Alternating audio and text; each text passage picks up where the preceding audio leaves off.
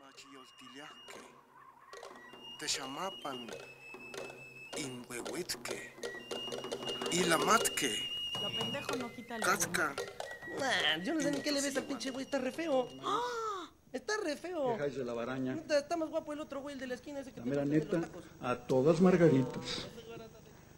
Pues yo te echo vidrio medio destorlongado. Así suena el habla popular de la Ciudad de México. Aunque Carlos Fuentes, autor de estas palabras, podría expresarse también en cualquiera de las otras 6 lenguas en las que habla y escribe, suele preferir la suya, el castellano. Esa lengua mestiza en la que hoy piensan, hablan y sienten los 400 millones de habitantes del que Fuentes ha llamado Territorio de la Mancha. El orbe hispanoparlante, el territorio de la Mancha. Mancha lingüística en expansión, convirtiendo nuestra lengua en la segunda del mundo occidental y la cuarta, después del chino, el inglés y el hindi, universalmente.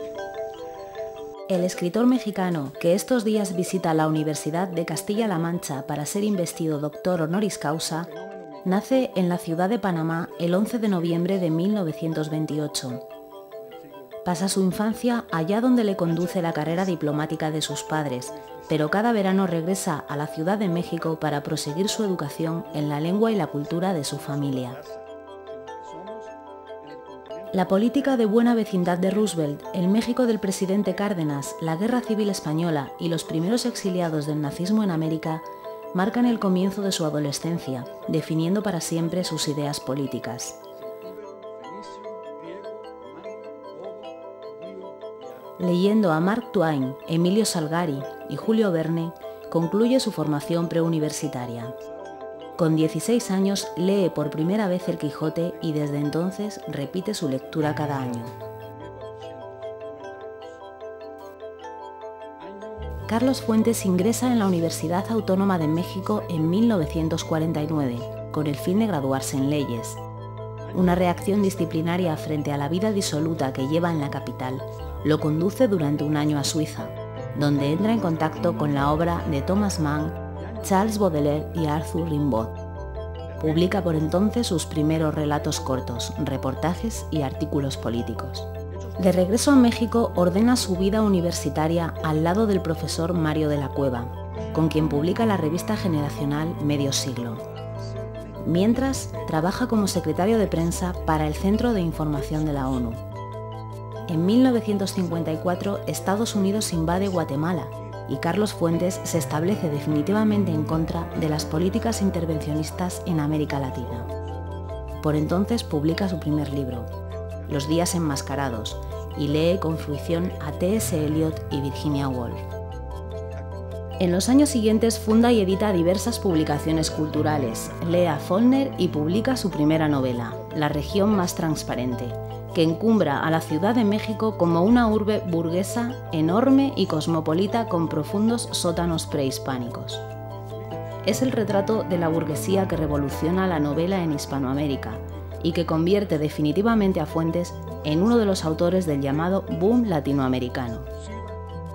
En 1962, en los cursos de verano de la Universidad de Concepción, en Chile, traba amistad con Mario Benedetti, José Donoso, Claribel Alegría y Pablo Neruda. Es, según sus palabras, el año más pleno de su vida, cuando mejor amó, luchó y escribió. Es también el año en el que publica Aura, una novela sobre la vida de la muerte, y La muerte de Artemio Cruz, una novela sobre la muerte de la vida. Al año siguiente viaja a París, donde conoce a Julio Cortázar y a Mario Vargas Llosa. Poco después vuelve a encontrarse en México, donde escribe guiones de cine con Gabriel García Márquez. La década concluye con la primera visita de Carlos Fuentes a España, justo cuando la censura franquista prohíbe su novela Cambio de piel. Plenamente instalado en el Olimpo de la literatura, asiste al Mayo francés y a la invasión de Checoslovaquia por los rusos. En 1968 viaja a Praga acompañado por Julio Cortázar y Gabriel García Márquez. Allí conoce a Milán Kundera.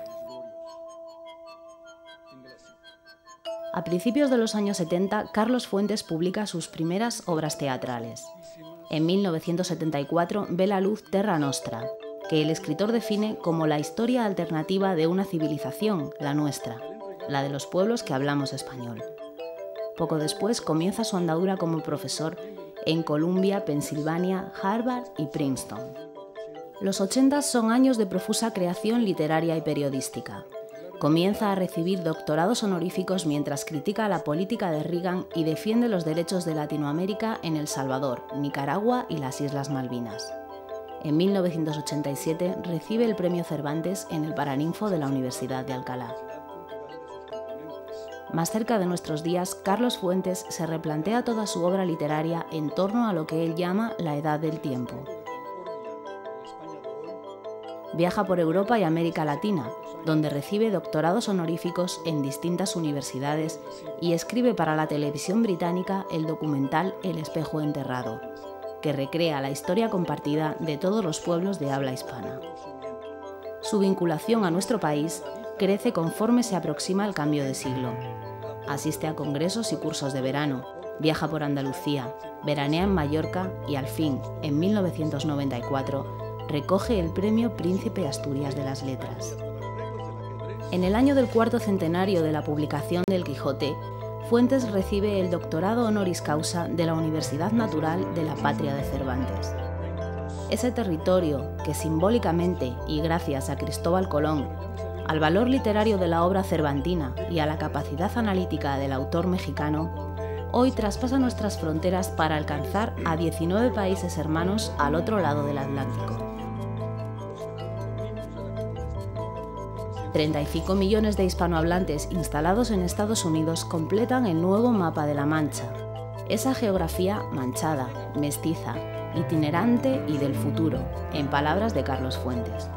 Una mancha lingüística en expansión y de mestizaje, porque la mayor parte de los que hablan español solo en América descienden de indígenas, españoles y afroamericanos. Y España es sin duda el país más mestizo de todos, al llevar en su sangre la impronta celtíbera, fenicia, griega, romana, goda, judía y árabe. El español es una lengua impura, y en su impureza reside su valor, su tradición, su renovación y su comunicabilidad, indica el autor. Y recuerda, Estados Unidos y Gran Bretaña, a pesar de compartir la lengua inglesa, no cuentan con un patrimonio literario anglófono. España y América Latina, también separadas por un mismo océano y unidas por un mismo idioma, han producido bilateralmente el gran magma de la literatura en castellano. Y el castellano, la lengua de Don Quijote, tiene una fuerza de penetración pacífica en el territorio anglófono de Estados Unidos de la que carece el inglés con su condición de lengua franca en los territorios de habla hispana. El castellano, según Carlos Fuentes, no es la lengua imperial que definió Nebrija el mismo año del descubrimiento de América. En cuanto el habla castellana mezcló su sangre con la del mundo indígena primero y el afroamericano después, se convirtió en lengua universal de la cultura, en la lengua de encuentros y de reconocimientos que liga a Federico García Lorca y a Pablo Neruda, a Benito Pérez Galdós y a Rómulo Gallegos, a Marcela Serrano y a Nuria Amat, a Juan Goytisolo y a Juan Rulfo. Para Fuentes, un autor que ha dedicado buena parte de su vida literaria a la definición de lo mexicano, hoy existen pocas dudas sobre las identidades nacionales. Es la continuidad y la profundidad de nuestra tradición cultural la que más y mejor cuenta de nuestras identidades nacionales y de nuestra identidad colectiva como parte del mundo hispanoparlante, explica. Lengua e identidad son conceptos asociados. Lengua e identidad personal. Lengua e identidad colectiva. Lengua e identidad universal.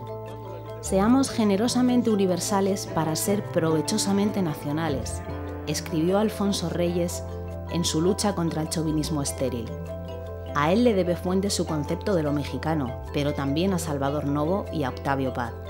La clave es saber quiénes somos, con nuestra diversidad religiosa, política, étnica o social, en una nueva cultura mundial más empeñada en recuperar diferencias que en imponer semejanzas. No es casual, escribe Carlos Fuentes, que en 1605 aparecieran Don Quijote, el Rey Lear y Macbeth, dos viejos locos y un joven asesino que salen a llenar con el delirio de sus imaginaciones los vacíos del tránsito entre dos edades del mundo. Siglos después, la poética de La Mancha y su descendencia es numerosa, tal y como citó Carlos Fuentes al recoger el premio Cervantes. Tristan Shandy, Jacques, Catherine Morland, Emma Bovary, Nazarín y todos aquellos que escogen la difícil alternativa de la bondad, aun a riesgo de sufrir agonía y ridículo, son los hijos de Don Quijote. En el mismo discurso, Fuentes afirmaba tener pasaporte mexicano y manchego, con una profesión, escritor, y un idioma, el español, que no es la lengua del imperio, sino de la imaginación, del amor y de la justicia.